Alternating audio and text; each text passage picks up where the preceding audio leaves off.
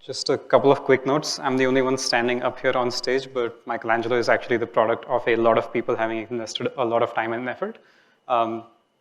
As such, I'll try to answer most questions, but it's possible that I might not be able to answer questions off the cuff. Apologies in advance. Second point is I'm going to be stopping every now and then during the course of the presentation in case anyone has any questions. If not, nods along the way just to make sure that we're all on the same page. All right, let's get started. The mission of Michelangelo is to enable machine learning, is to enable engineers and data scientists across the company to easily build and deploy machine learning solutions at scale. This is a rough agenda, and I'm going to be repeating this slide just so that you know where we are. So let's talk about ML at Uber. At a place like Uber, there's actually a very wide spectrum of applications for machine learning, which can very directly impact the experience that end users, such as yourselves or driver partners or restaurants have. In addition to stuff that you might not even be aware of when we're trying to do stuff like anomaly detection and capacity planning for our own internal hardware, or when we're trying to do map building using information that we get from cars that we have on the road. So an example of how we can use machine learning to improve the product is how we've improved ETAs. ETAs, as you can imagine, drive a lot of central decisions in all of our internal systems, all the way from the match-making mechanisms that try to pair up riders and drivers, but also stuff like which restaurants should we recommend to you as a user of Ubereats. Until a very long time ago, our ETAs were generated by an internal route-based algorithm called Gurafu, which worked great, except that it couldn't take into account some kinds of like real-world situations. So it couldn't take into account historical context of how much traffic have we seen ordinarily on this road the same day of the week over the past few weeks. So what we built was we built a machine learning model that takes in the Gurafu ETA and tries to correct it, which results in dramatically more accurate ETAs, as we've shown internally experimentally. And that leads to generally better experience for both riders as well as eaters and driver partners. Another use case is Ubereats. We actually have a lot of models deployed for the Ubereats use case. We use models to rank restaurants and personalize these rankings based on stuff that you might have ordered in the past. We also use the same kind of historical context to personalize what dishes we recommend to you. We also do search ranking. And another thing that we do is we use ETAs in Ubereats also, because ETAs are part of the delivery estimate that we give to you, but they're just one piece of the delivery estimate. So we also do predictions for the prep time based on the kind of orders that you've placed. Does anybody want to guess how many models we have deployed for the Ubereats app alone? Anyone? We have over 100 machine learning models that are called just for the entire Ubereats use case.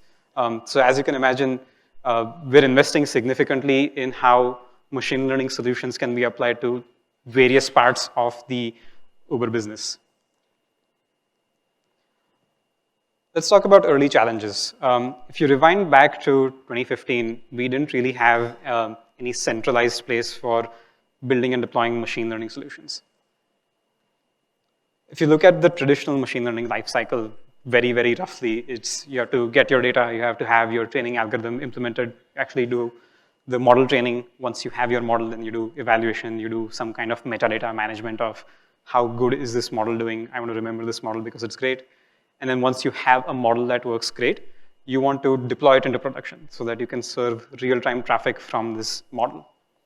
One of the early challenges that we faced was one of fragmentation. So because there was no centralized platform that was trying to solve these problems, a bunch of different teams were trying to build independent systems to essentially address the same kind of problem.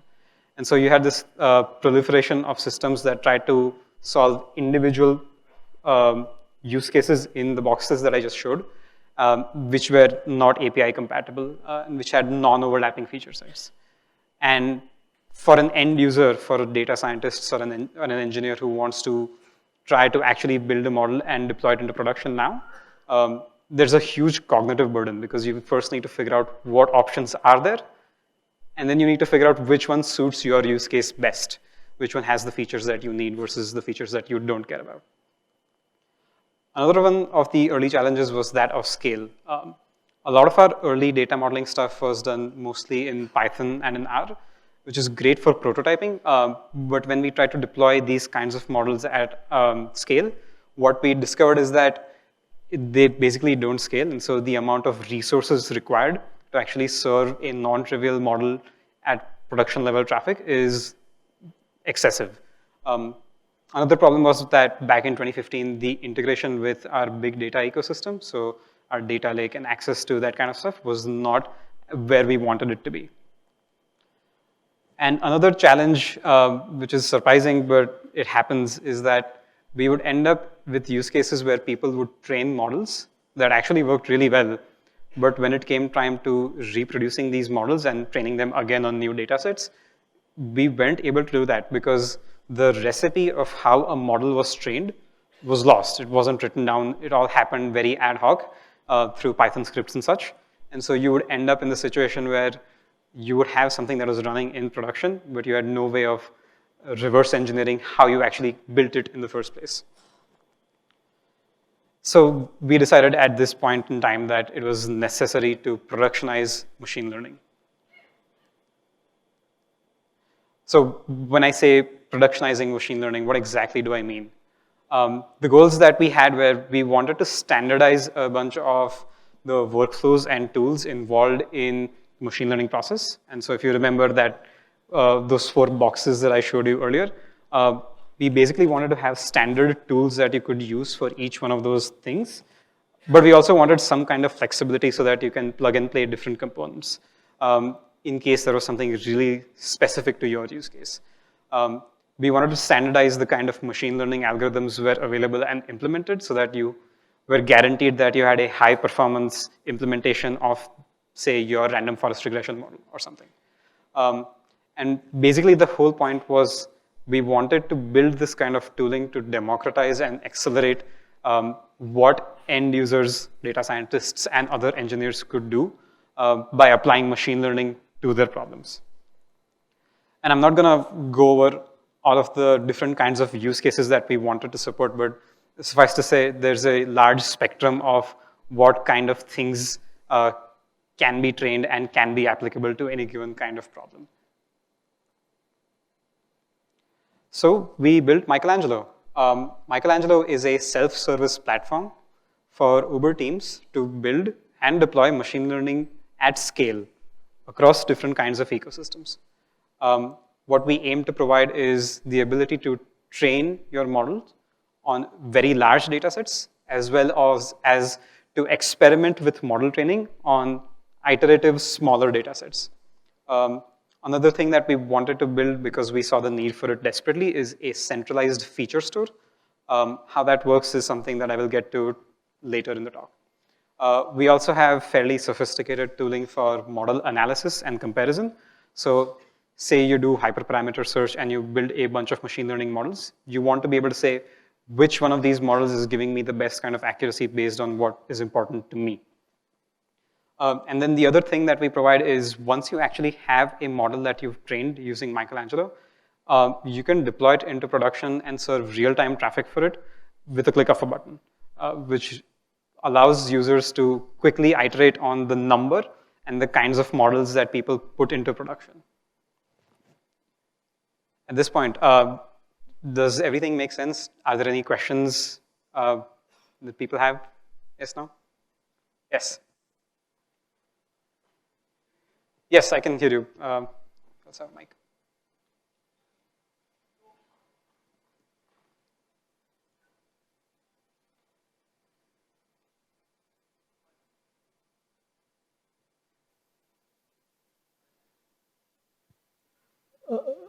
Yeah. So I also work in writing Python scripts for my day job.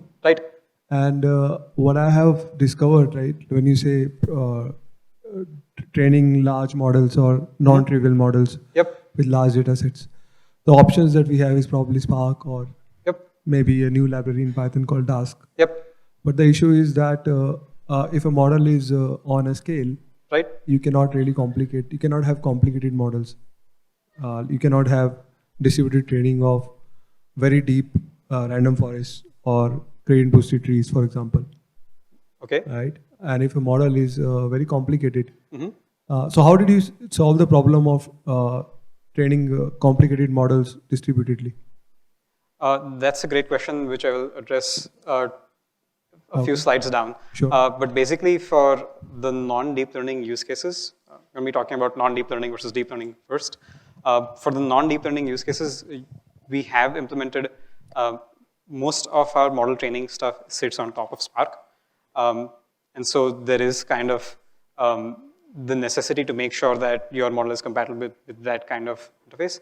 But at the same time, if you need to train your model on smaller data sets, it's possible for you to do that as well. Get quick feedback about whether your model is working as it should be working or not, or whether it's giving you the kind of results or not. And then you can take the effort to invest in actually building out like a Spark model for the same kind of model that you had in Python. For deep learning models, we have a bunch of other tools that we've built that let you do distributed training at scale, no matter how complex your model is, with some caveats. And so I'll talk more about this stuff a few slides down. Are there any other questions? I'll take one more question. Yes?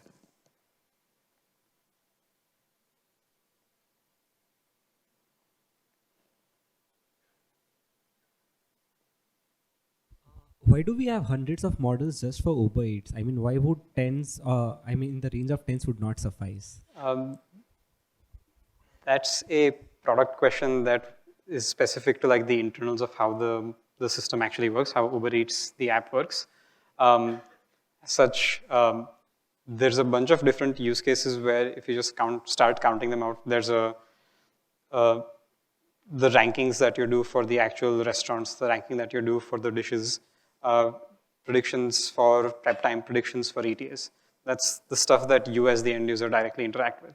But there's also other models that are in experimentation phases that you may or may not be experiencing real hand. There's a bunch of different kinds of models that you might be deploying because you're trying to figure out which one yields the best result, which is also what we do where we'll deploy multiple versions that have slightly different hyperparameters. So as a result, in aggregate, you'll have a bunch of different kinds of models that are involved in the experience itself.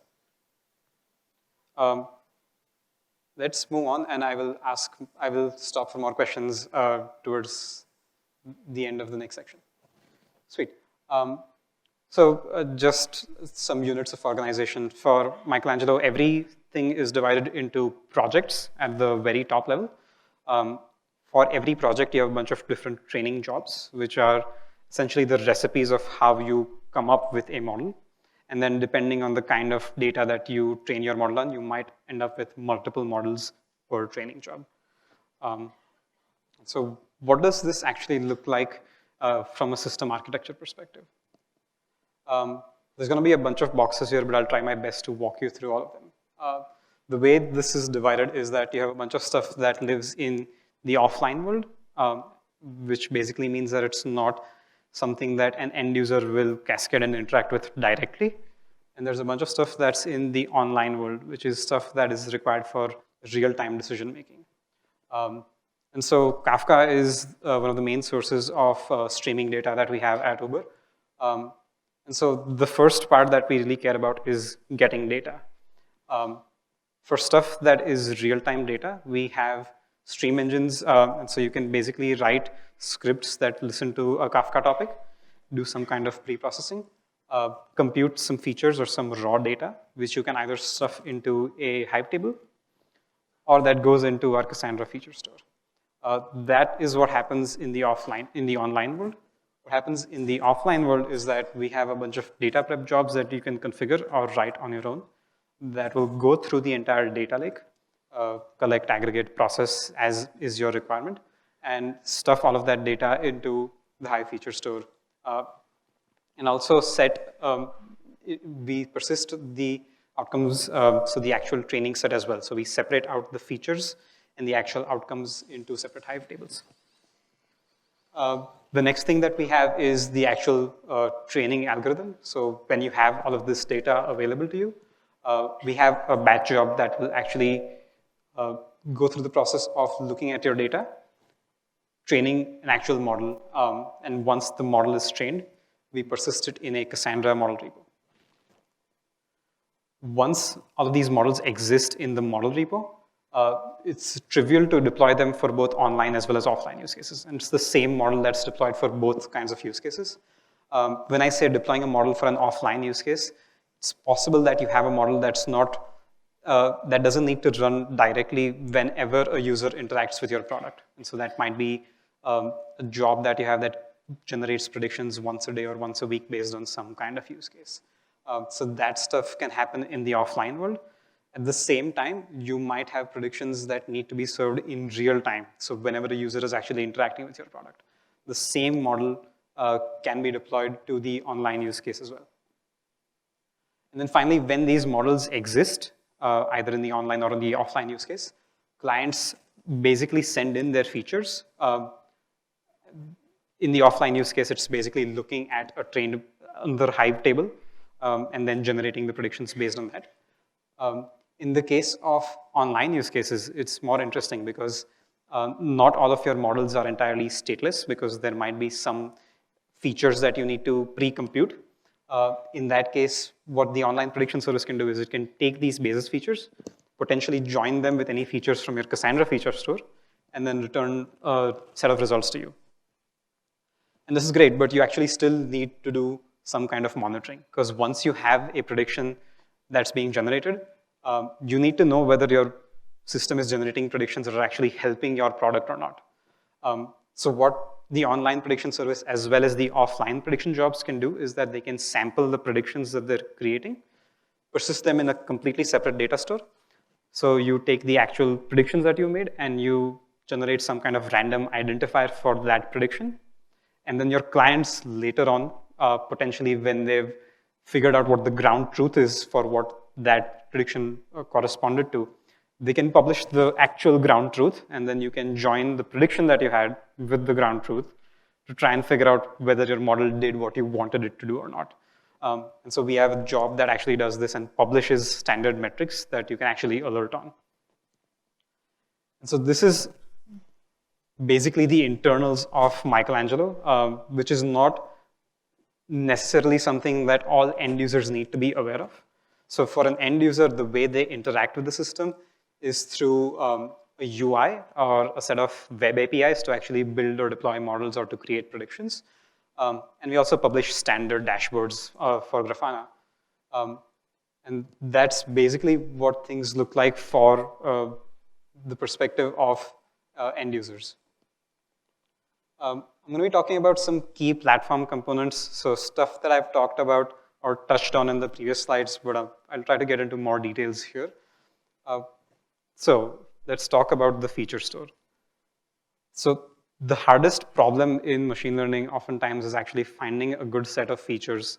And sometimes what we've noticed is that different teams will try to compute the same kinds of features, but they'll have completely different pipelines and ways in which they compute these features, which is a problem because there is actually, for certain critical features, they might be used across a variety of different models and teams. And so you want there to be some kind of consistency in what they're using. And so face this with this problem, what we built was a centralized feature store. So we have a centralized Cassandra cluster that we stuff all of our features into, and the actual features that are onboarded onto the store are curated by the platform team. So we start out by deciding, okay, this set of features is actually useful for a wide variety of use cases, and we should standardize how they're available to all engineers and data scientists.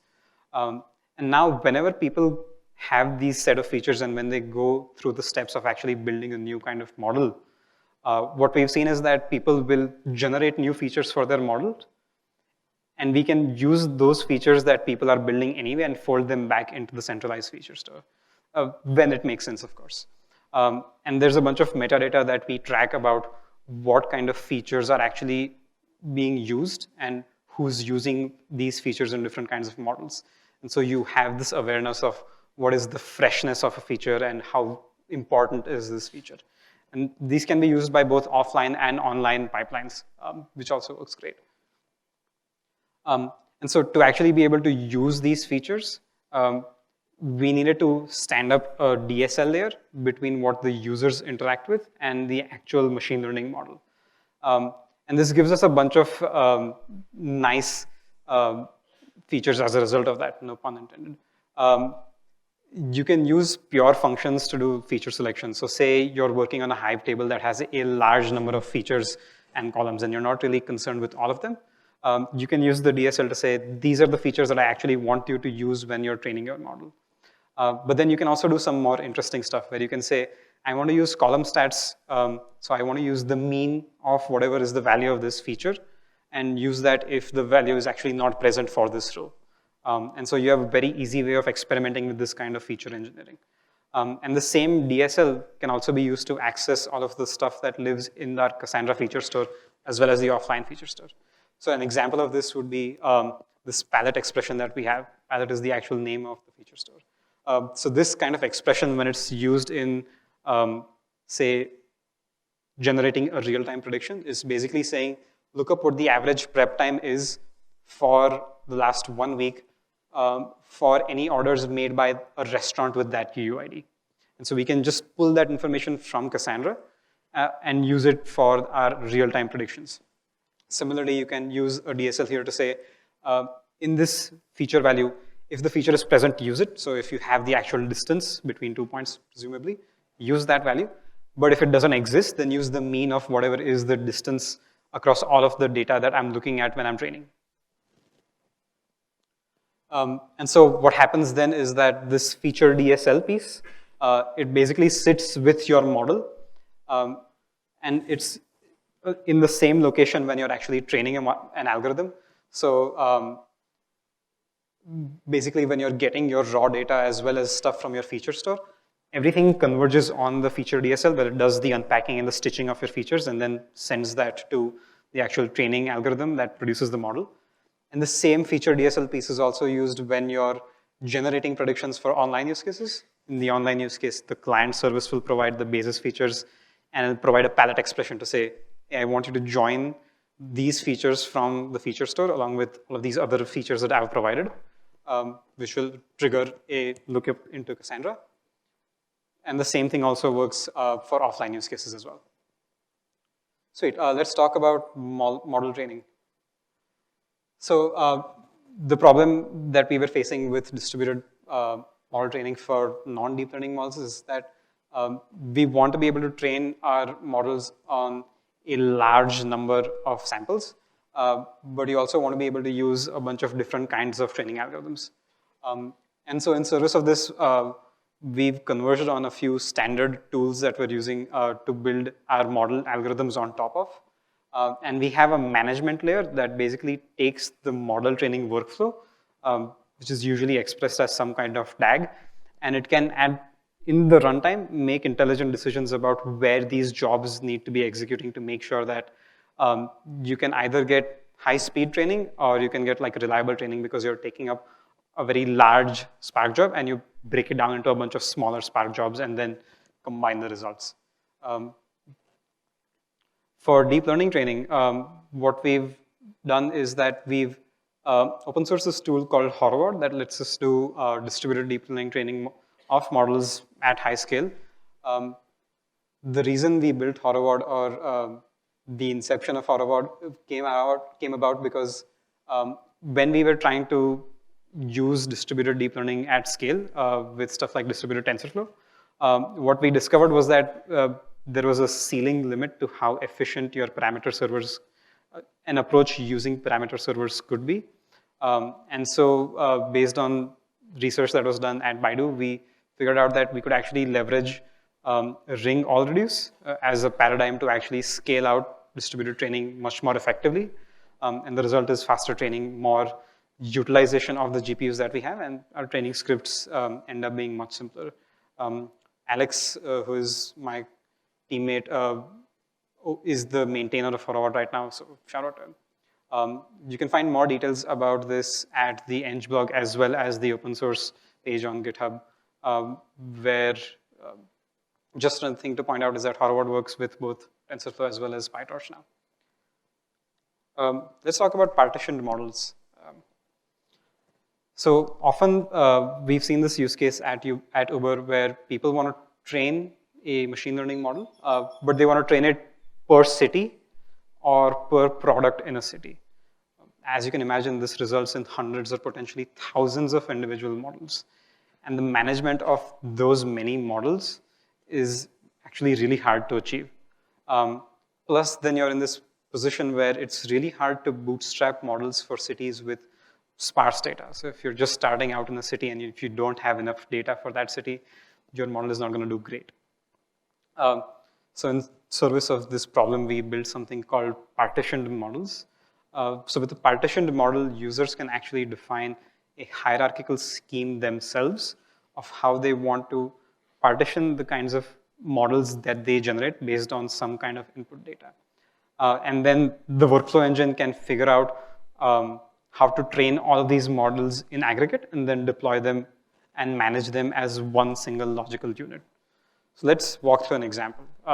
Say we want to train some kind of model, but we want to be able to train it at the city level for every single city that we operate in. And we decide that the partitioning scheme that we want to do is we want to have a top-level partition for the entire world, but then we want to have a first-level partition for different countries because presumably in this model that we're trying to train, things are different depending on what country you live in. And then further, you have a different model per city. So now that you have this kind of partitioning scheme defined, you make a train test split, which is obvious. Say you do 80-20% or something like that. During training, what Michelangelo will do is that it'll keep the same split at each partition and each level to make sure that you're training on roughly the same kinds of splits. And it'll train a model for every single node. So it'll train a model that looks at the global data and gives you an aggregate model. It'll also train models per city and per country and per city. And then what we can do is during the model evaluation phase, we can actually figure out which models are not performing as well as they should, and their parent models are actually performing better, and we can prune those bad models entirely. So that shrinks the logical unit that you're actually deploying. And then at inference time, you can route each model to the best model that is available to serve that kind of partition. So in this case, we've removed the second city model. So if you needed to create predictions for that kind of city, it would just route up to the model that you have for that country. And so this helps when you have a lot of data available for, say, regions, but not for an individual city. Let's talk about model deployment and serving real quickly. So we have, once you have all of these models that are trained, we need to be able to deploy them for real-time use cases. So we have this managed thrift service that loads models up, can load multiple models up. It's horizontally scalable because it generally does not have any state that it captures. It's multi-tenant, so a bunch of different users can deploy their models to the same service instance. And it does the batching and efficient querying of Cassandra for the feature store stuff. And the model deployment is actually pretty simple. We take the model and the DSL packages as a jar, and then we can deploy it across all of the zones that we operate in internally. So roughly, you have a client service. It goes through the routing infrastructure with the requests for prediction. We get the deployed model. We first explode up from our DSL to the actual feature values, which may or may not trigger a callback into Cassandra. We get an inference, and we send it back to the client. An easy problem to imagine here is that prediction service is memory constrained because it can only take as many models as you can serve, as much memory as you have access to in the prediction service instance. So if you try to load up a lot of complex models, or if you have too many models deployed, you're kind of screwed.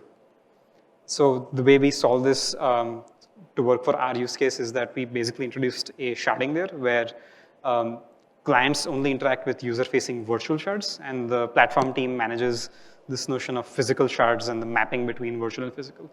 And so users are basically completely agnostic to where their models are deployed. They just need to tell us how much throughput they're expecting from a model, and we can make sure that we do the placement of their models to make sure that they have sufficient capacity for all of the model throughput that they expect to see. And we put up a gateway service so that we can always make sure that the requests are routed to the right set of instances for any given virtual shard. And so as you can imagine, in this case, you have a client service that's talking to prediction service that has 9 models loaded. But if you needed to shard this, then you would put up a gateway service with some kind of routing table. And your physical services now don't need to load all of the models that were previously loaded.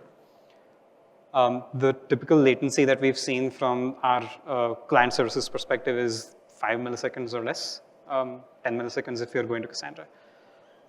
Does anybody want to guess in aggregate how much throughput the prediction service is seeing in terms of traffic? How many requests per second? Numbers? We're actually seeing over 600,000 requests per second for real-time prediction use cases. And we have over 3,000 models deployed for online use cases that are receiving traffic right now. The final piece that I'm going to be talking about is monitoring. So when you have so much stuff that exists in the platform and you have so many models deployed, you want to make sure that you're capturing the problems of drift. So you don't want your features to actually drift over time. Or if you do, you want to be alerted when that happens.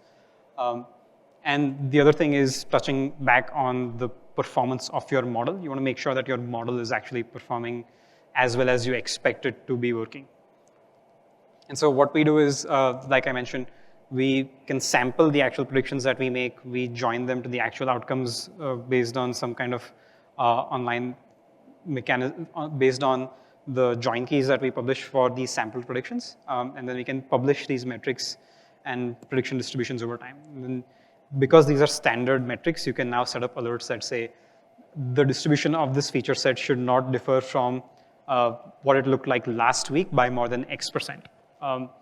And so that gives users a really good way of saying, hey, my model is doing exactly what I expect it to be doing versus something has changed fundamentally in the data that I'm using, or something has changed fundamentally in the assumptions of this model, which is why it's not performing as well. So what's next? I talked about this slightly where the bunch of people outside also where we're investing really heavily in the way models can be deployed straight from a notebook environment. The idea being that a lot of the stuff that we used to be doing was a point-and-click web UI. Pardon me. Was a point-and-click web UI with like standard implementations of models and such. And now with the advent of deep learning, there's a lot more customization that you can do in how you build out your architectures. And so we want to support that, and we want to enable users to very quickly go from experimentation to deploying something into production as quickly as possible and getting quick feedback. And so we're building a bunch of tools to go from your notebook to an actual deployed model into production as seamlessly and quickly as possible. Another thing that we're working on this half is online learning, at least our version of online learning. And we're also investing in more tooling to make more modeling work basically touch-free. So we recently added a hyperparameter optimization service. So for models like random forest regressions or for decision trees, you don't have to do any kind of search in the hyperparameter space yourself. We have like a Bayesian service that will look at your initial set of parameters and try to drive down error by doing different combinations of hyperparameter combinations. So what am I hoping that you take away from this talk? Basically that at scale, or whether it is large scale or low scale, tooling and standardization are really key. They help you build high efficiency systems. They help you scale out the kinds of applications for machine learning. It's definitely true with what we've seen. It enables collaboration because now you have a bunch of features that you publish that are generally usable by the entire company. And it really lowers the barrier to entry and experimentation to try and make your products better. With that, are there questions? Yes. Hello. Can we have a show of hands? We'll just take, we have 5 minutes. So 1, 2, 3, 4, 5. So my question is, engineers want to generally build things on their own than actually... I'm sorry, I can't hear you. Engineers want to generally build things on their own. Yeah. Don't want to use things from built by someone else. Yes. That's general things that we usually find. Yeah. Now, was there any resistance at Uber when Michelangelo was built? There was. And how was it handled? It's a good question with a bunch of historical context. Basically, we decided that, at the end of the day, the best way to achieve the solution to the problem of we need to be able to apply machine learning at scale was that there had to be a single platform team. And so it basically involved a lot of conversations and empathetic conversations that said, regardless of who is building it, there has to be one thing that we build, and we need to agree upon the kind of features that it provides. So that's roughly, that's more of an organizational and a cultural issue that we had to address at that time. And yeah, it took a lot of conversation, basically. We had to talk to people, and we had to make sure that everyone was on the same page about what had to be built and who had to build it. Next question. Yeah. There. Hello. So in the course of your talk, you mentioned about standardizing on the technology stack. Right? Yes. So I assume given that you are on Spark, it's yes. like you could use Python, Scala, whatever. Yes. So when it comes to MLlib, yes, it has its own limitation, right? How yes. do you overcome with that limitation? So the way we usually approach that kind of stuff is that we want to use the standard tools available. Can you repeat that question? People. Sorry, yeah, the question was if we've standardized on a bunch of technology like Spark and stuff, and if we're using MLlib, which potentially has limitations, how do we work around that? The approach that we've taken is that as the infrastructure team, it's our business to fill in the gaps where they exist. And so what we do is we build layers on top of additional existing open source solutions where we need to. A good example of that is Horoward that we built to work with TensorFlow proper. We didn't rewrite a deep learning framework from scratch. Similarly for MLlib, what we've done is we've taken stuff that we think should exist, and we have our own libraries that layer on top of MLlib that kind of try to address some of the existing solutions, the existing problems. Thank you. Mm-hmm. Next question. Hello. I have a question that you mentioned that 600 QPS is the load that yes. the Michelangelo is currently achieving. Yes. So out of this 600 QPS, how much is coming from the pre-computed results which are run on an offline or a periodic basis, and how much are real-time on Spark ML versus on Horoward, which is again based on the TensorFlow, and how is the inference time when you are hitting this kind of QPS, especially on the Horoward, which is like a TensorFlow based inferences? Sure. So let me unpack the 600K QPS data point. So Horoward is used at training time. It's not really used at inference time. So it's basically, you can think of it as a supervisor that sits out on top of your training processes. It's not really used when you're doing inference. The 600K refers to predictions that are being made by clients in real time. It does not actually include the cascading results, the cascading requests that go out to our feature store. The cascading results that go out to our feature store are actually larger than 600,000 requests per second. It's over 1 million requests per second, I think. So the 600,000 is basically, there is a client who says, give me a prediction. That happens 600,000 times a second. In terms of inference penalty, what we've seen is that the kinds of latencies that we see depend heavily on the kinds of models that are deployed. If you have like a partitioned model that's very complex, latencies tend to be slightly higher. If you have simpler models, they tend to not be as high. For deep learning models, we've not seen significant penalty hits as opposed to other models that we deployed. So, sorry, we have a lot of questions. Hi. Hi. So going back to the old Spark ML Leap question. Yes. So you said you have the Spark ML Leap, and on top of that, probably yes. you have your own stuff. Yes. So how much is like 50% Spark ML Leap and 50% of your thing on top of that? Any thoughts on that?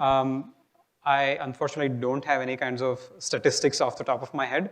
From what I understand, we're using a lot of plain vanilla Spark MLlib as is. And there's some Uber-specific stuff, Uber-specific transformers and stuff that we've built that address some questions. But I unfortunately don't have the best way of answering that question. I don't know those statistics off the top of my head. So, apart from Spark MLlib, you use any other libraries for machine learning stuff? Not the deep learning. For deep learning, we use... Not the deep learning. For traditional, we use XGBoost extensively for our gradient boosting stuff. And so XGBoost is another thing that we use extensively internally. But as far as the algorithms implemented by Michelangelo, those are the things that we've kind of used. That's also potentially changing in the future to give more power to engineers and scientists. But right now, that's the state that we're in. Okay, next question. Hi. So I'm going to ask you a very, maybe, I don't know, it's a long discussion question, but I can go for a short answer. Okay. So I've also been in this field and trying to do similar kind of things for several years right now. And from my experience, what I've found that, it seems like we are trying to fit a problem to a solution rather than, trying to find a solution to a problem. So, for example, if you're talking about training, right? You're talking about training of lots of data. But generally, in my experience, I've found that whatever the model is, however complex it is, if you go beyond, if you do a learning curve, if you go beyond 400,000 or 500,000 rows, you're not really learning anymore after that. So even if you have like terabytes of data and like millions of rows coming in every day, you really don't need to train on all the millions and millions of rows, right? After a point, your learning curve will kind of straighten out. You won't be learning anymore. So I'll just complete my question. So, and then you talked about XGBoost, right? Even if you used XGBoost, probably the best model you will probably have 300 boosting rounds in it, and maybe the max depth will be 15 or something. Ultimately, you will end up in a model which is probably 5 to 10 MB in size, or maybe 15 MB in size. So, I mean, the whole question is, are we training in Spark because we are trying to fit a problem that we have a problem of, maintaining our models, rather than, trying to actually solve the problem? So, because I have personally found that training in Spark does not at all give me any benefit as far as large-scale handling. I see. And I'll just finish my question. Another part of the problem I've seen is the way the models are implemented in Spark. They are completely different from the way they're actually implemented, even if XGBoost you're talking about, right? So can we get to the question? Yeah, the question is, when I do my modeling in my IPython or Python, I get different results. When I do my training, I do my cross-validation. When I put it on production, different results. So, the whole question is, are we trying to fit a problem to Spark because we want to fit it to Spark, rather than actually trying to address the problem of maintaining models? It's a more philosophical question than I have time to go into the depths of. From why you did this? My short answer would be that the stuff that we have built mainly because there was the need for it. No, it was a technical need to be able to train models on significantly large data sets. That has led us to want to make sure that was available as something for our scientists and for our engineers. Achal will be around. Can we have quantitative evidence that says yes. Okay, one last question. We are already... Hey, so that's been actually quite inspiring. It's always great to hear about Michelangelo. At InMobi, we're facing similar problems, trying to build something similar. One piece of the pie, which you could just say a bit more on, is how are you deploying deep learning models online? How are you serving them online? Basically, the same kind of online prediction service infrastructure that exists right now works with deep learning models as well. It's slightly more complicated than that, and I can get into the details with you one-on-one. But basically, we are training models. So we're training our Python models. We're freezing the actual graph, and we're loading it up in a JVM. And we have some kind of pre-processing and post-processing stuff that is stitched to the ends of the actual model, similar to what we have with our DSL stuff with non-deep learning models. And basically the same kind of flow works regardless whether it's a deep learning model or a non-deep learning model. Again, I can get into more specifics with you. Okay, thank you, everyone.